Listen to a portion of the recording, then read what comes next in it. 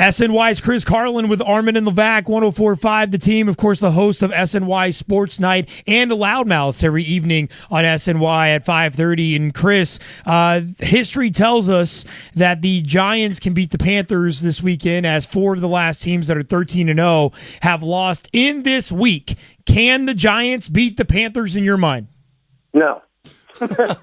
and it's, not to take anything away from the Giants fans or anything like that. And, it always seems to be the Giants that are in this spot, doesn't it, over the last 8 or 9 years. I just think this is a different Giants team and not in a good way. I look at Carolina. I think they've got some dominant players on both sides of the ball. We all know what Cam Newton has done this year. But Josh Norman at corner, Luke Kuechly, Thomas Davis, their defensive line, they have been fantastic this season. They have really just been, well, I mean, there really is no other word besides dominant.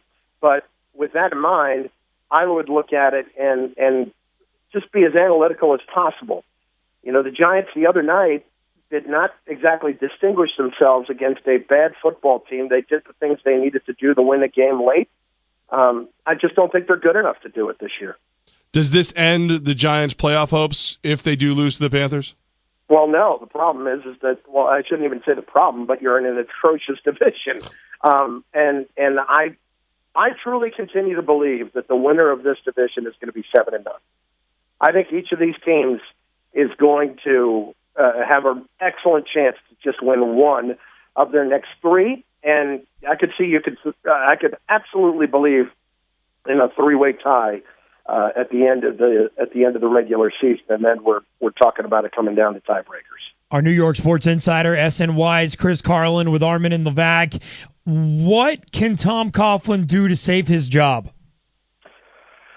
To me, it shouldn't even really be that much about Tom. I don't think Tom's had his best year, but I think as far as the some of the decisions and not closing late, things like that, earlier this year, I would not blame them as much on Tom as we've seen, frankly, Eli mishandle some situations. I think the Giants just have never had the right people, and I think Jerry Reese is part of that. I think he's a bigger reason for that. That said, I think ultimately there's a chance you could be talking about both guys looking for jobs after this year, or Tom maybe going to them at the end of the year and saying I prefer to have it retire than get fired, and I think they would more than respect that at this point. But Tom doesn't look to me to be a guy that really wants to retire right now, and I think he can still coach. I think it's unfortunate what's happened, but it's part of the business. I think at this point, for him to remain the head coach, they have to make the playoffs. They have to win the division. They have to make the playoffs. Chris, when I look at the game this weekend, one of the bigger subplots that you're hearing everybody talk about is OBJ versus Josh Norman. Do you think the Giants try to test Norman, or do they stay away from him? I think they will. I think you have to try to test him. What I'm really more curious about is how the Panthers are going to approach it. I assume that they will leave him out there to begin with and then see where they are. And if they can, I don't think they think for a minute that they can stop him, but if they can limit him in some way with just Josh Norman, I think they will. I think they'll be thrilled, I should say. But if they need some help, I think they will help Norman out too. I tend to think that you're not going to be able to limit Beckham under 100 yards if you're just going to go straight up against him the whole day. SNY's Chris Carlin with Armen and Levack, 104.5 The Team. Of course, Saturday night, Jets are playing the Cowboys. How much stock do you put in Ryan Fitzpatrick long-term? Long-term meaning, next year, I put some stock into it. I think one of the underappreciated stories, something that was talked about at the beginning of the year, was how Fitzpatrick has thrived with Chan Gailey as his offensive coordinator. And we have seen that this year. And it hasn't been talked about enough, at least in my estimation. Gailey's done a phenomenal job of making Fitzpatrick be comfortable, and Fitzpatrick's had a tremendous season. And even early in the year, I was more skeptical because we would see him still make the mistakes in terms of the decision. But actually got away with a few. It hasn't happened as much over the last few games. He has not made those terrible throws that either he's gotten away with or have gotten picked, and I give him an awful lot of credit. I think right now, the Jets are a team that's constructed to win in the short term. So even if you had somebody that you felt like you could go get, maybe trade up for in the top 5, and you thought was going to be your quarterback for the next 15 years, just hypothetically, I don't think they'd do it, because I think what you're seeing right now is if Fitzpatrick's going to play like this, the Jets are going to have an opportunity to do some things, and I really think that the offensive coordinator and his system has had a lot to do with that. Chris, when this season started, there was a lot of talk that if they can bring Bryce Petty along slowly, he could be the QB of the future. I'm sorry. As it's gone on, I don't hear Bryce Petty's name at all. Is he not impressing? No, I think Bryce Petty he's just kind of a non-factor at the moment because of how Fitzpatrick's played, and that's just the nature of the beast. It's hard to say how you're progressing during the season when really more than anything else, all you're getting is mental reps. You're getting very few actual reps because those are going to the starters for the most part, and so I don't know how you can progress unless you're out there.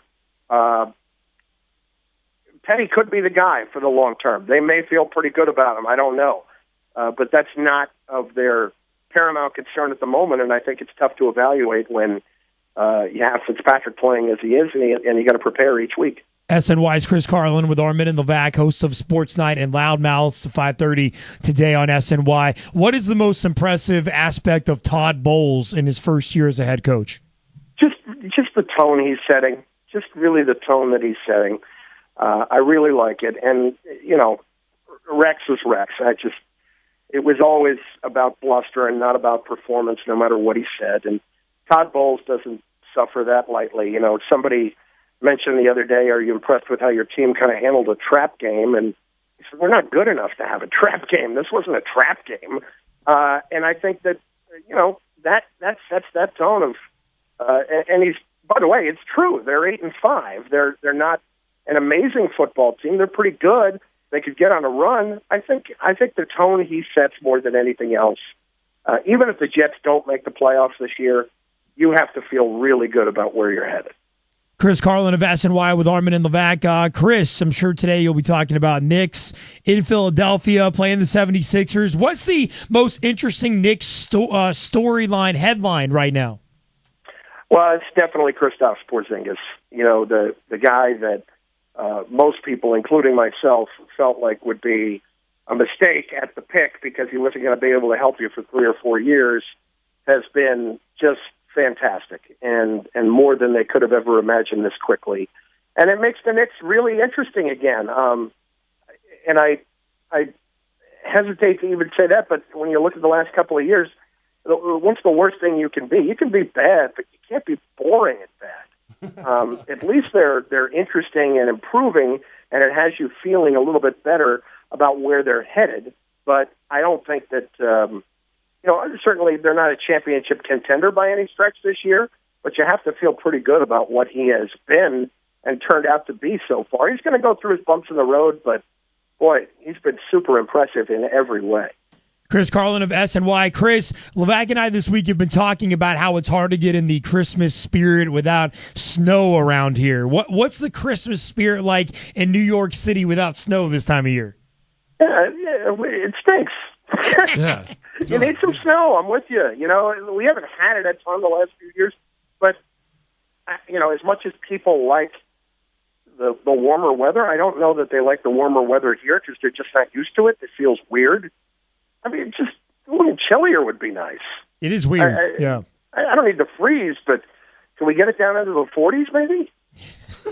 Of course, then it gets down in the 40s, and we'll find another reason to complain about how cold it is. Oh, of course. Exactly 32 with like an inch of snow on the ground. I'm a happy boy. At Chris Carlin, SNY on Twitter. Chris Carlin, watch him on SNY Sports Night and Loudmouths. Levack and I DVR it every single evening. Yeah. Chris, thanks, man. Appreciate your time as always. I appreciate it, guys. Thank you.